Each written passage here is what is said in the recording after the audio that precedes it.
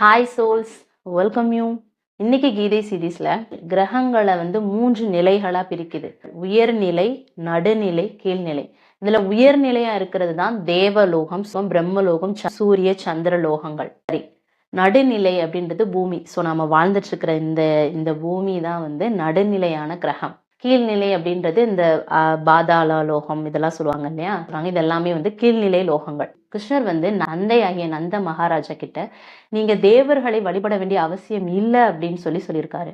ஏன் அப்படின்னா, பௌதிக உலகத்துக்கு தன்னுடைய இன்பங்களுக்காகவும் தேவைக்காகவும் மட்டுமே தேவர்களை வழிபடுறாங்க அப்படின்னு சொல்லியிருக்காரு. இப்படி நாம தேவர்களை வழிபட்டோம்னாலும், மேல் உலகம் அப்படின்னு சொல்லப்படுற ஸ்வர்கலோகம், சொர்க்கத்துக்கு போனாலும் நமக்கு பிறப்பு, இறப்பு, நோய், அப்புறம் முதுமை, இது எல்லாமே இருக்கும் அப்படின்னு சொல்றாங்க.